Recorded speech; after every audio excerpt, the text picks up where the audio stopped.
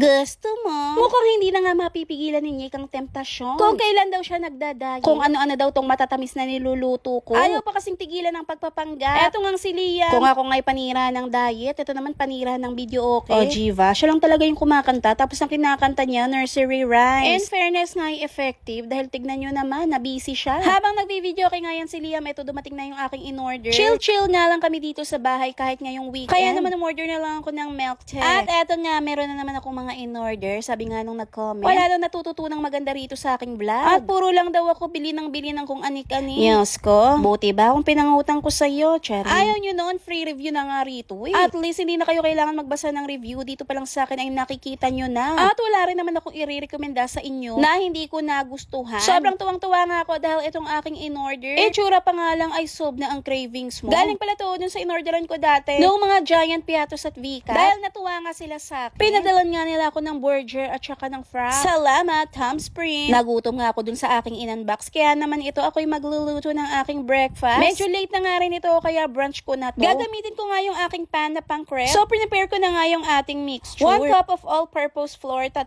tablespoon ng sugar, kapiranggot na asin, mga 1/8 tablespoon para pampabalanse ng lasa. And then, paghahalu-haluin lamang natin yan. After nyan, ay maglalagay na nga tayo ng oil. Actually, pwede rin kayo ditong maglagay ng butter. Pero oil na lang. 1/4 cup nga yung nilagay ko. Tapos, ayan, 3 pirasong itlog. May padaan-daan pa sa aking likuran. Masyado nga maliit tong mangkok, kaya ayan, nilagay ko sa lalagyan ng ice cream. Syempre, ubos na yung ice cream, at saka hindi yan pinalagyan ng isda, ha? Karne ang nilagay dyan. Char. So, naglagay na nga rin ako nitong gatas. Bali, 1 and 1.5 cup nga ang aking ilalagay. Iba kasi talaga yung mixture ng crepe kesa sa pancake. Kapag kasi crepe, napakanipis lang ng ating gagawin. Kapag yung pancake mixture ang ating gagamitin, nagpa-fluffy siya. Kaya talagang gumawa na lang ako ng sarili kong mixture kesa gamitin ko yung pancake mix. At saka ito, hindi siya ganong katamisan. So, sinala ko nga siya dahil ayan, may mga buo-buo. Dapat nga ay ganyan yung kanyang consistency, malabnaw lang. At gagamitin na nga natin itong ating pink pan. Grabe, ang ganda nga ng kulay nito, no? Napakakikay. So, brinasyan ko nga lang siya ng mantika. Para pantay-pantay nga yung mga kanipisan ng ating crepe. 1/4 cup nga ng ating mixture ang aking nilagay. O, Jiva, may pang paikot-ikot pa ako eh. Kala mo naman talaga. Noong una nga, struggle is real, pero ayan, mukha namang nagtagumpay tayo. Dito na lang magkakaalaman kapag finlip natin. Mga 1 minute ko nga lang siya hinintay, tapos ayan, ipiflip na nga natin. In 3, 2, 1, ayun, success! In fairness, hindi nasira. Ang gandang at bilog na bilog, tapos tamak-tama lang yung kanipisan. Meron kasi ako dating binili na crepe maker, kaso sobrang messy niyang gamitin. Electric nga yun, tapos ilulublog mo lang siya sa iyong mixture. At pag angat mo nga, ayun, may crepe na, ayun nga lang. Kailangan mo rin siyang tansyahin. Dahil kapag nagkamali ka, puni, para malaman nyo nga kung 1 minuto na, ayan, sayawin nyo lang yung sayaw na yan. O, Jiva, wala sa tiyempo eh. Parang gusto ko na nga rin gayahin si Nick. Kaso nga lang, maya-maya kung ano-anong giniisip kong kainin. Malapit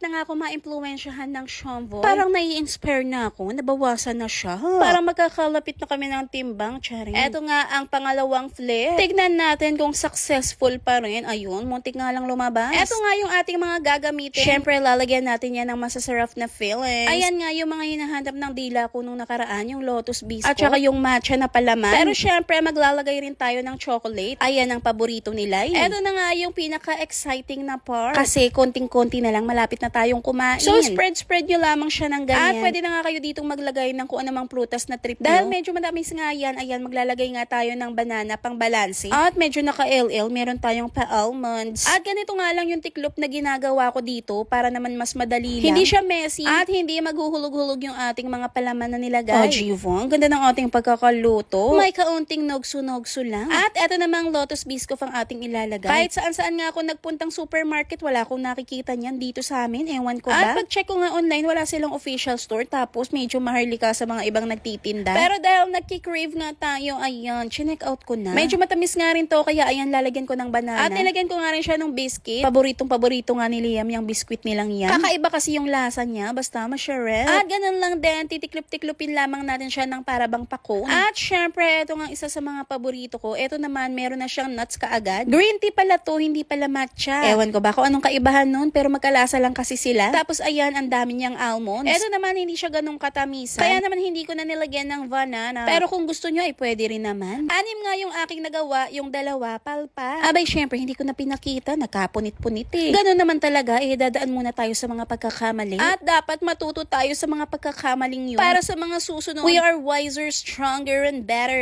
Jiva, anong connect. Eto na nga yung ating mga pakrepo. In fairness, ang dami ko ring nagawa ha. Syempre, ayan, lagyan natin ng pulbo para smooth ang skin, cherry. Powdered sugar kasi yan. Para mukhang katakam-takam. At nilagay ko na nga rin yung mga banana dahil sayang natira. Dito nga muna ako nagmuni-muni. Kaso nga lang, biglang may shomboy na nakaamoy. Ayoko na nga makasira ng diet ng may diet. Ayan, siya patong lumalapit. Sabi ko, bahala ka, hindi mo pa cheat day. Kaya naman, ayan, sabi ko sa kanya, mag-imagine na lang siya na kumakain siya ng burger at saka ng frap. Diet pa more. Kung ngayon nakapag-withdraw na naman, dito lang yan sa aking nilalaro. Paalala po, ito hindi pang bata at syempre swertihan pa rin. Pagka-open mo nga ng laro, ayan, napakadami ditong games. Pero eto nga yung aking kinakalibangan ngayon dito. Dito kasi siguradong meron kang mapapanalunan. Lahat nga ng natatamaan mo dyan na equivalent to coins. Kaya naman for sure hindi ka uuwing luhaan. Eto nga sunod-sunod yung mga nakukuha kong coins. At dahil satisfied na ako sa napanalunan ko, eto i-withdraw ko na kaagad. Punta lang kayo dyan, tapos ayan, fill-outan nyo lamang yan. Kapag naman gusto mo mag-cash in, punta ka lang dito and then pili ka lang dyan. Huwag kang mag-alala dahil magre-reflect din within 12 hours. Pwede ka rin maging agent para mas maganda ang kita. Mag-iya ka lang na maglalaro, tapos palagay mo ang yung referral ID. Malapit na akong ma-impluwensyahan ninyo. Kaso nga lang, marami pa akong cravings. O siya, yan lang muna for today mga ka-fam.